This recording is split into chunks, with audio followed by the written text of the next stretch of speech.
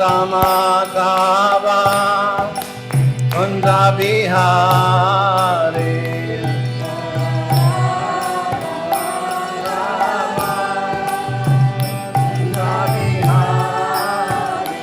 Jaya Radha Madhava Kunda Bihari Madhava Kunda Bihari Jaya Gopikana Vallabha Kunda Bihari Gopikana Vallabha Girivaraja Jaya Gopikana Vallabha Girivaraja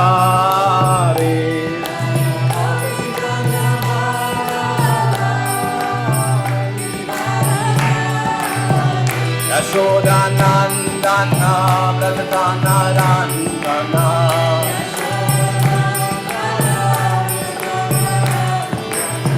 Yashoda Nandana Pradatana Randana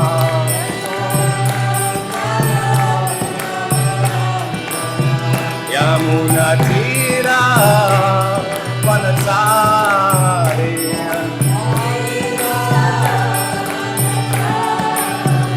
Yamuna Tira Vanasari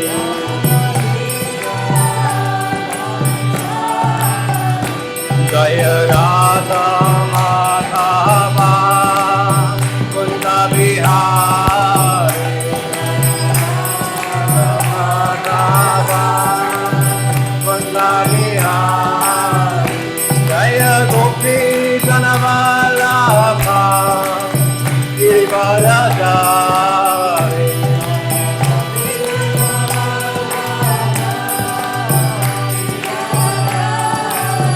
Yashoda Nandana Pradatana Randana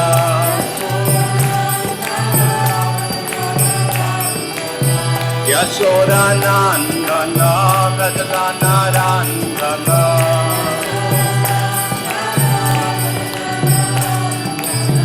Yamuna Tira Vanatari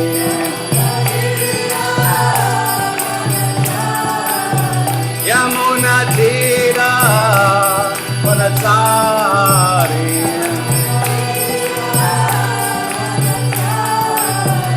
Hare Krishna Hare Krishna Krishna Krishna Hare Hare Hare Rama Hare Rama Rama Rama Hare Hare Hare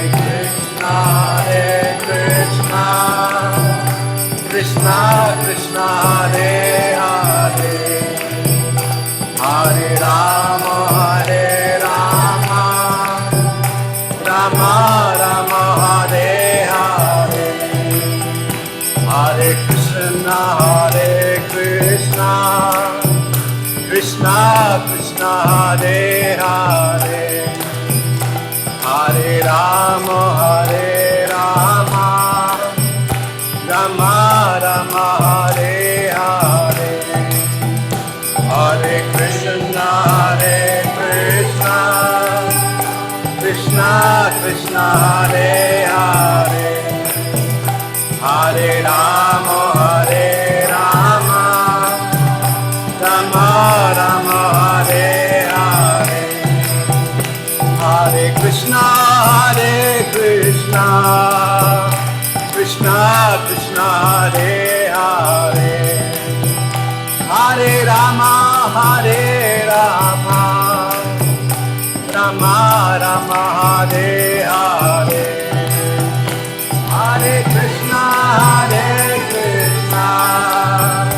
Krishna Krishna Hare Hare Hare Rama Hare Rama Rama Rama Hare Hare Hare Krishna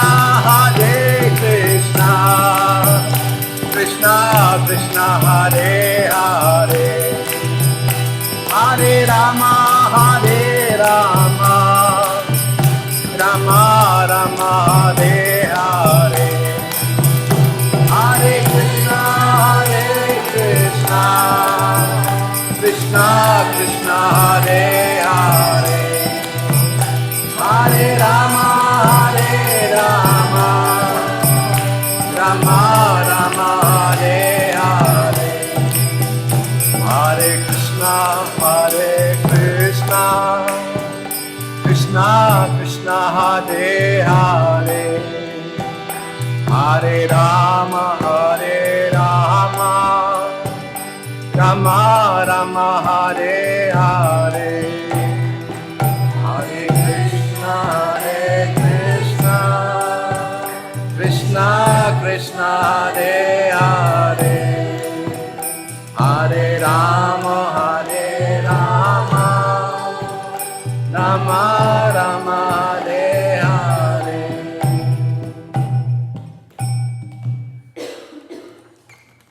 Shri Radha Madhava ki jai, Grantaraj Srimad Bhagavatam ki jai, Srila Prabhupada ki jai, Nitai Gaura Premanande, Hare Hare Bol.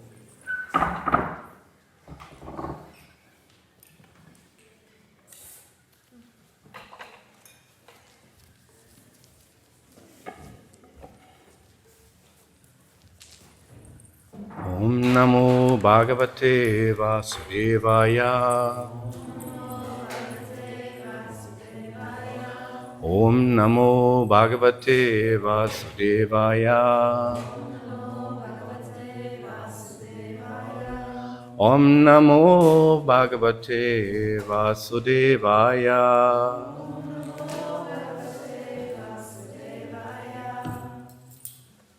We are reading this morning from the Srimad Bhagavatam, 3rd canto, chapter 7, and we will read text 32 and 33, because 32 has no purport.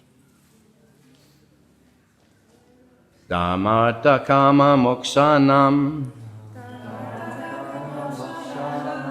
nimittan yavirodhata vataya danda nitesha shrutasya cha vitim pritak dharmata kama mokshanam nimittan yavirodharhata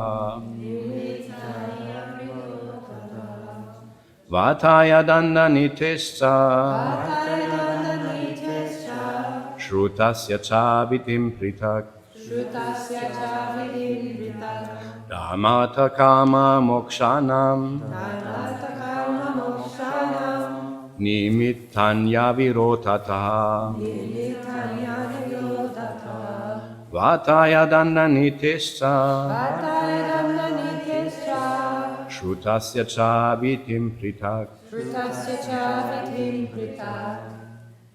dharma, religiosity, artha, economic development, kama, sense gratification, mokshanam, salvation, nimittani, causes, avirodhata,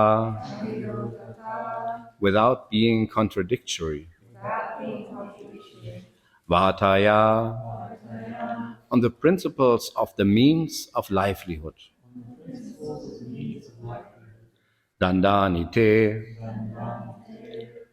of law and order, cha, also, shrutasya, of the codes of scriptures, cha, also, vidhim, regulations, pritak, different. Translation. You may also describe the non-contradictory causes of religiosity, economic development, sense gratification, and salvation, and also the different means of livelihood and different processes of law and order as mentioned in the revealed scriptures. There's no purport to this verse. Therefore, we also read text 33. Shradasya cha vidim brahman pitrinam sagam evacha graha nakshatra taranam kalavayava samstitim. Translation.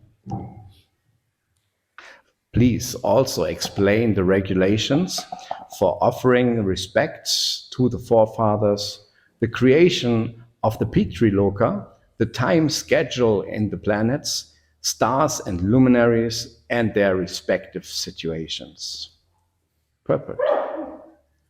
The time duration of day and night, as well as month and years, are different in the different planets, stars, and luminaries. The higher planets, like the Moon and Venus, have time measurements different from those of the Earth. It is said that 6 months of this planet Earth equal 1 day of the higher planets.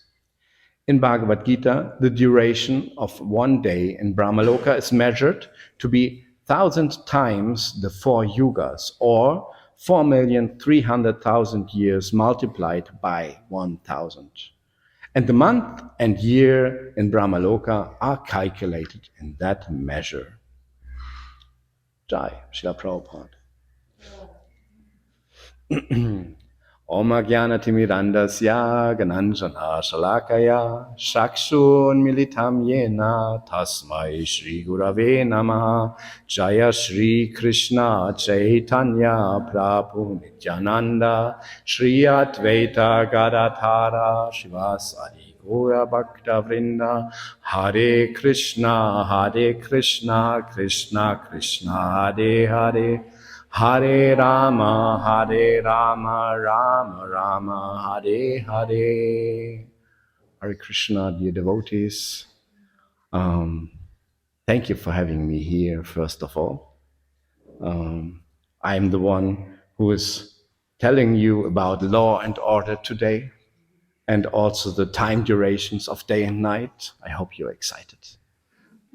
No, that's not the reason why I'm invited to speak here today. Actually, I was meditating on why am I supposed to speak here actually. And as a traveler right now, we're coming from Germany, and we're visiting this place, and it's a tradition. And it's a principle, actually. It's a principle in Bhakti Yoga that if we visit holy places, we are supposed to hear from the local sadhus. So actually, I'm supposed to be here to listen, not to speak. But nonetheless, I'm invited, and it is a great honor to be invited to speak here. But this honor doesn't really resonate with me, like, oh, finally, I'm honored. Jai. No,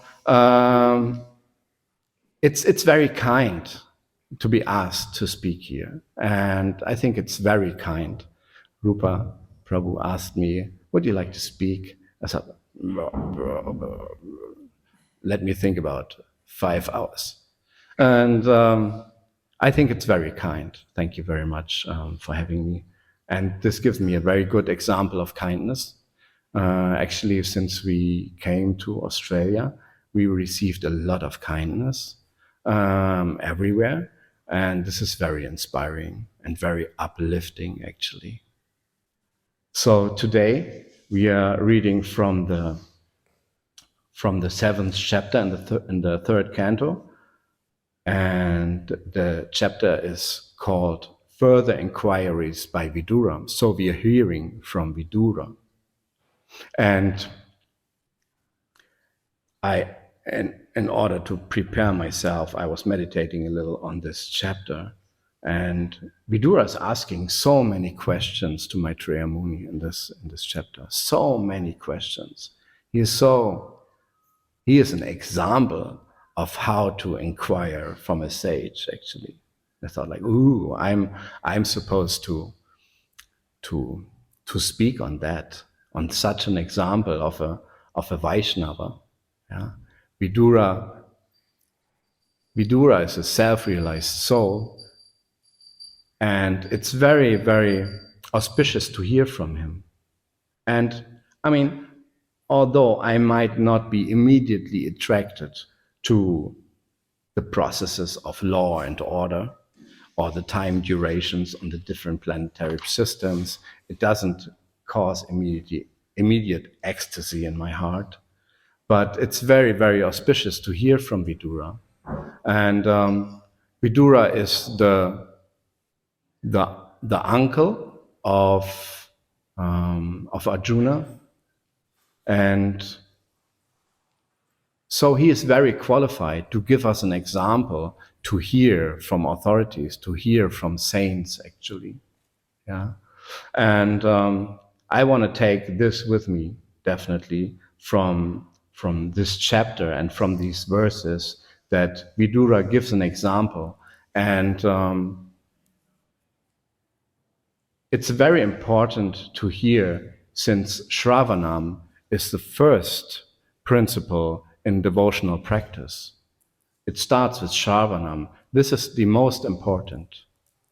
Or I read a beautiful quote of Mahatma Prabhu the other day, maybe some of you read it as well, that hearing is the fuel in the oil lamp of our japa. Ooh. Hearing is the fuel for the oil lamp of our japa. So it is most important to connect somehow in order to be able to connect with the holy name, hearing. And Vidura gives us a perfect example of that, hearing in a submissive and very, very eager way. And although I and many of us conditioned souls are far from Vidura and from Vidura's capacities. Like, he's asking things I don't even think about. We can connect to Vidura, actually. We can meditate upon Vidura and his qualities, and we can pray to Vidura. It's not that he is gone and Srimad Bhagavatam is telling about him. No, he's not. Because being completely transcendentally situated, and his existence, his questions actually are eternal. Yeah, they are eternal. And he himself is eternal as a spiritual soul. So we can connect to him and we can pray to him. That's what I did this morning. I prayed to Vidura to allow me to allow the fool to speak about this, actually. And this is very nice, I think. We can connect with the saints and sages in this way. Yeah, very wonderful. So we are hearing about the planetary systems, and we are hearing about the time duration in Brahmaloka. I read it one more time. Helps me to get it in my head.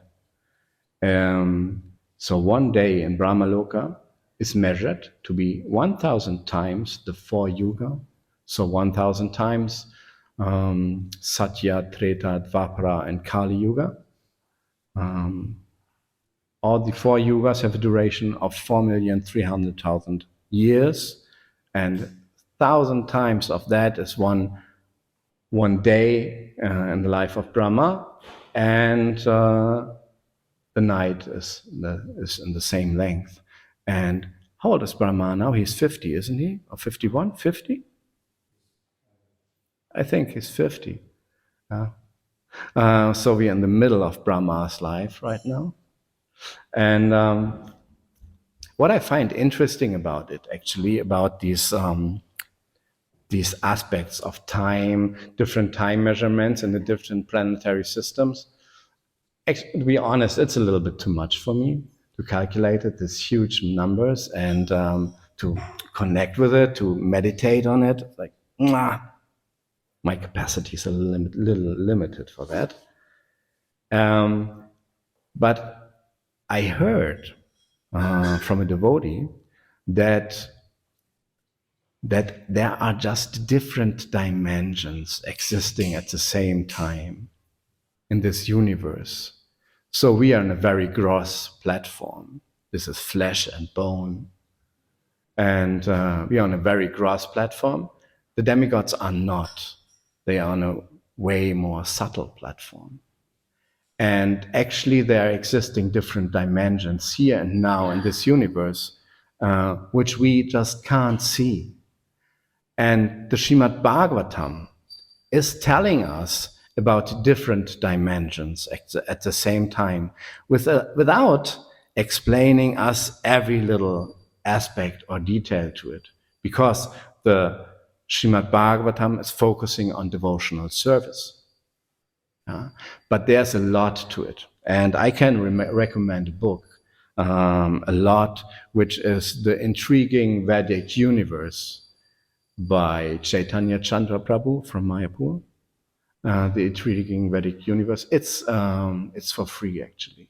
It's a book as PDF or ebook for free. And he is explaining a lot. He's actually doing an attempt to bring science and Srimad Bhagavatam together. Because it's to a certain extent, it's foolish to think science is all wrong. Yeah. Okay, we can argue about if someone went to the moon or not. We've not been there, probably. We can argue about it. But there is this planet, and the planet that shines on the Earth every night, and there is a certain distance to this planet. They can measure it. They just can measure it. But the Srimad Bhagavatam gives different measurements to the moon, for example. So who's wrong? Is the Srimad Bhagavatam wrong? Or is science completely dumb? Yeah. And the Srimad Bhagavatam explains that the moon is a celestial planet. Yeah. It's very, very attractive for a conditioned soul to be on the moon. There's a lot of pleasure there, which we don't have here. But this is obviously not the moon we can observe from Earth with our three-dimensional eyes, even not with all the instruments of science. It's just a cold planet. Yeah. So who is wrong? Is the Srimad Bhagavatam wrong? Or is our observance wrong? Actually, the Srimad Bhagavatam gives a different distance to the moon. So in the book, The Intriguing Vedic Universe, he is taking references from the Srimad Bhagavatam and is trying to show us how science has its truth, actually. There's truth in measurements, in distances, in perception, and that the Srimad Bhagavatam offers truth. But most of the things that Srimad Bhagavatam offers, it's just on a way more subtle platform. There are different dimensions we just can't see. And so there might be a moon in a different dimension we just can't see, we just can't perceive. And yeah, the Vedic universe is very, very, very difficult to perceive. No, it's almost impossible. It's impossible to perceive it. It's very difficult to understand. But I actually like the idea of bringing together, of accepting science to a certain extent, accepting reality to a certain extent, and see how we can relate the Srimad Bhagavatam to it. I think that's a very valuable and very serious attempt to bring science and Srimad Bhagavatam together, to take them both serious to a certain extent, to take science serious to a certain extent, and to take Srimad Bhagavatam fully serious and to question what it's offering. Yes. So And another point that spoke to me in this part of in these verses was the offering. Vidura was offering Maitreya Muni about the offering respects to the forefathers, actually. And we hear from Bhagavad Gita that this world was created together with yajna, together with offerings. Krishna explains in the Bhagavad Gita that in order to lead a happy life, we are supposed to perform yajnas, to perform offerings, in order to live happy in this world. So we are supposed to live happy. And I think it's it's a very interesting topic. Of course, we as devotees, as aspirants, do you say aspirants, for serious practice of bhakti yoga, we are quickly told, just chant Hare Krishna, just chant Hare Krishna, that's all in there. And of course, it's true. It's the Yuga Dharma. It's a process of yajna, of offerings for this day and age. We just chant Hare Krishna. But nonetheless, chanting Hare Krishna might also create disturbances I had in mind because Vidura was referring to the forefathers.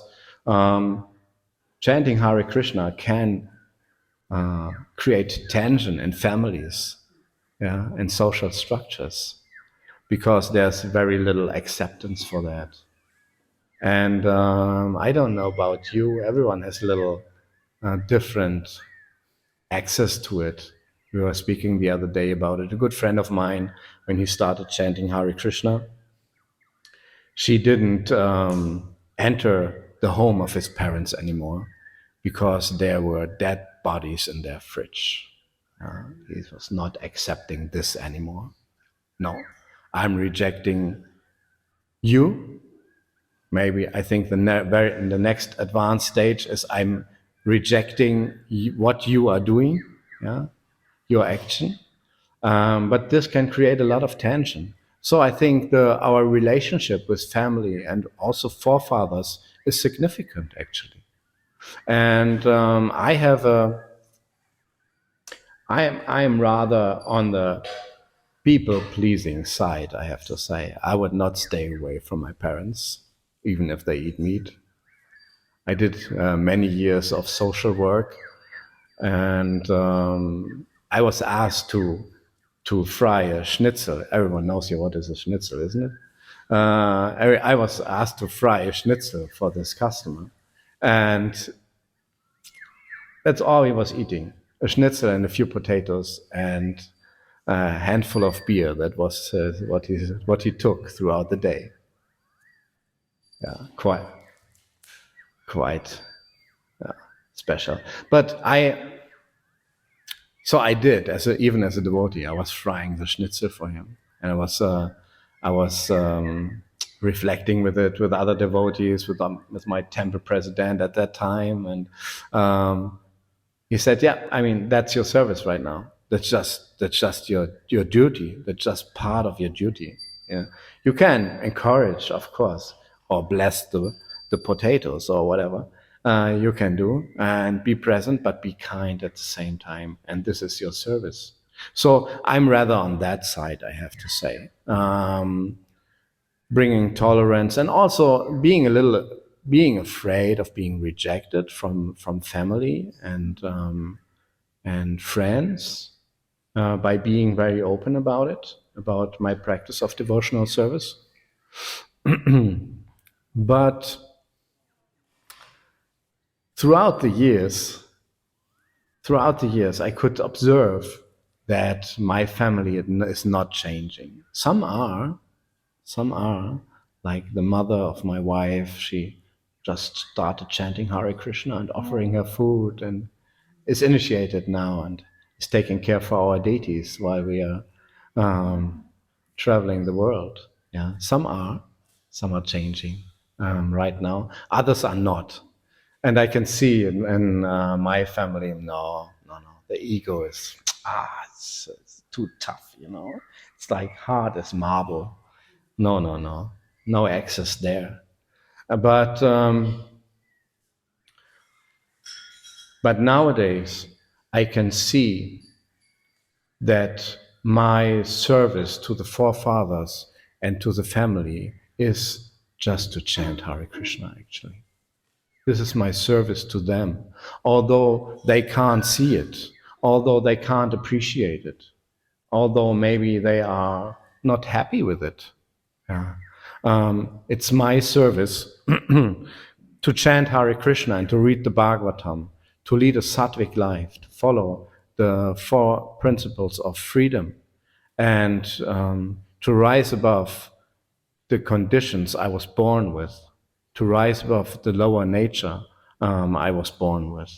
This is my service to them.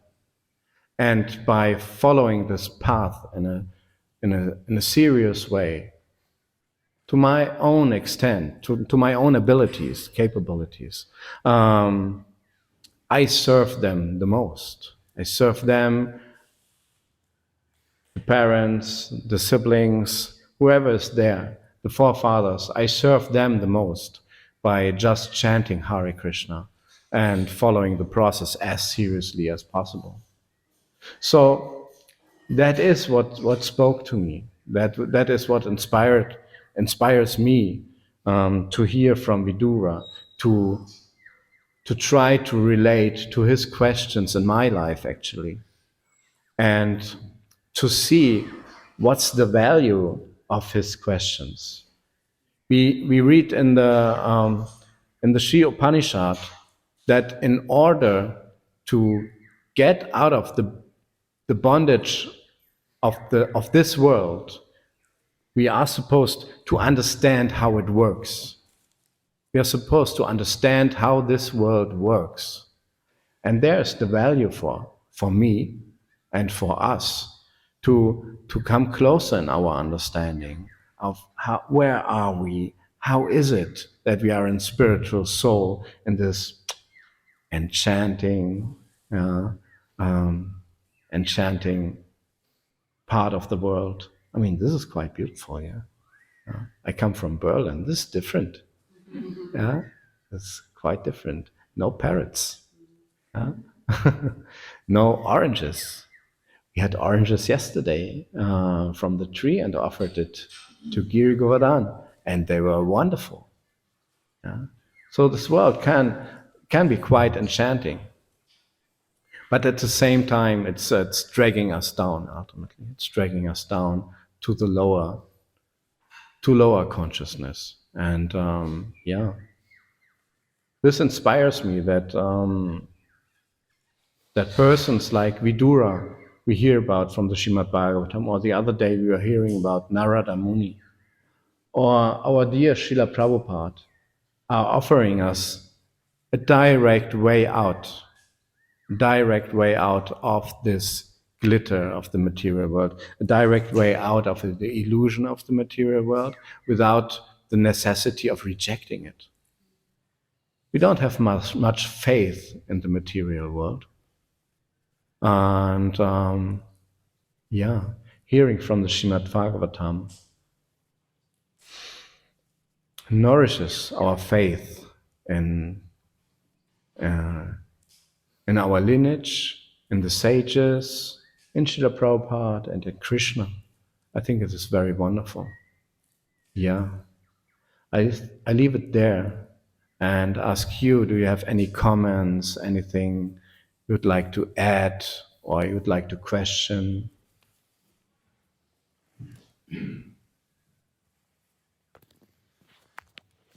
Just regarding the moon, and Srila Prabhupada says in the Bhagavatam in the 5th canto says that the moon is further away from the earth than the sun. So can't remember the exact figure, but the sun is something like 93 million miles away from the earth, and the moon is another 1.5 million miles above that. So, so Prabhupada says in one lecture, like, how is it possible the astronauts could travel there in a few days? So, is there, do the scientists say, according to their speculation, how far they think the moon is away? Have you heard any figure? Yeah, but my brain doesn't remember it. That my brain doesn't remember the distance.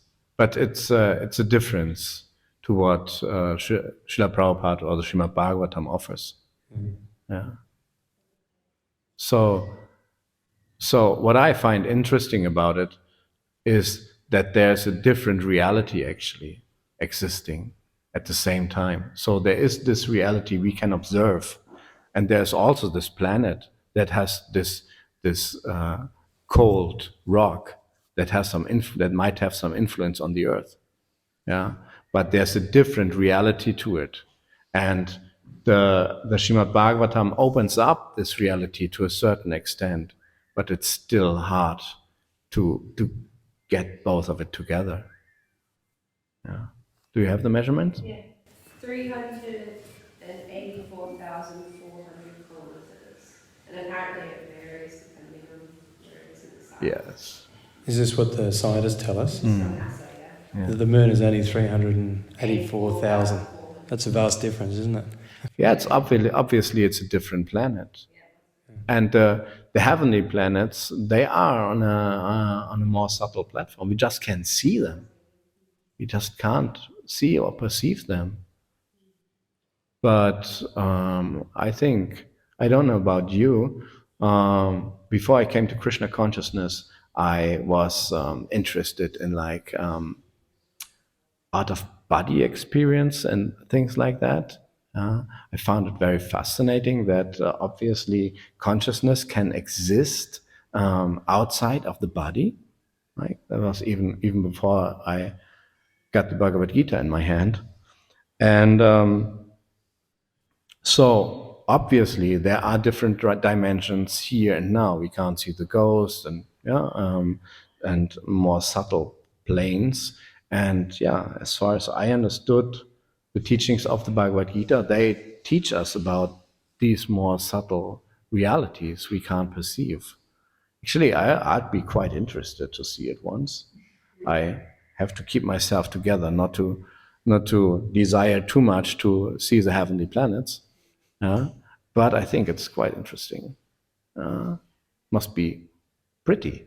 I mean, if this is already, like this, Mobulimba, yeah, if the heavenly planets are even above that, ooh, maybe even, yeah. Oh, here we go. Thank you. Thank you.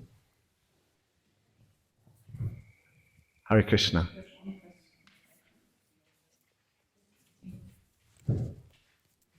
Thank you for the class. I was just reflecting on what you were saying about the moon planet. I remember a few years ago, my spiritual master, B. Krishna Goswami, some disciples were asking him about it, and he said that they may have gone to some other satellite planet, but not the moon planet, because as you were saying, that it's a subtle realm, so it's not physically that they can go there, it's through the consciousness, purification of the consciousness. And I was just listening to BVL, the audio app of Srila Prabhupada's books, and it was saying in Srimad Bhagavatam 8.5.34 that Soma, in the purport it says Soma, the predominating deity of the moon, is the source of food grains and therefore the source of strength even for the celestial beings, the demigods. He is the vital force for all vegetation. Unfortunately, modern so-called scientists who do not fully understand the moon describe the moon as being full of deserts. Since the moon is the source for our vegetation, how can the moon be a desert? The moonshine is the vital force for all vegetation, and therefore we cannot possibly accept that the moon is a desert. Yeah, thank you. Thank you for that. Thank you for that. It's these higher planets. as Prabhupada describes, we can't reach with a rocket ship or whatever. The only way to get there is our change of consciousness. Yeah, that's how we get to Krishna or to the spiritual world. And actually that's how we get to the state to perceive the spiritual world on earth. Yeah, it's by a change of consciousness. If we develop the consciousness, then we come in a temple like that or to a place like that and we see, oh, this is the spiritual world. There's Krishna there, there's Govardhan there, Srila Prabhupada is there, the devotees are there, Kirtan is there. It's a spiritual world. Yeah. It's a matter of consciousness. You come to a place like this, which is like non-different from Vrindavan. It's just the same. It's the same atmosphere. It's and brings us closer to Krishna. Brings our heart closer to Krishna.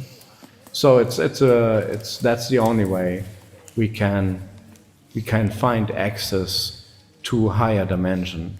Is a change of consciousness. Yeah, and so the Vedas obviously offer us a change of consciousness in order to get to the higher planets, to higher planets in this universe. But Srila Prabhupada offers us the spiritual sky. Actually, you bring it here. Srimati Tulasi Devi is here, you know. I don't know, did you have it when you're chanting in a temple in the morning and you see you're surrounded by Krishna and by all these divine entities, like Srila Prabhupada, like Srimati Tulasi Devi, and the sages, you know, our disciplic succession is there, everyone is here. That's what Srila Prabhupada gave us. Srila Prabhupada Ki Jai. Yeah.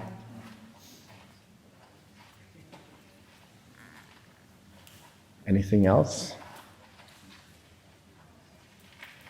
I think I will leave it there. Grantharaj Srimad Bhagavatam Ki Jai. Srila Prabhupada Ki Jai. Nitai Gaura Premanandi.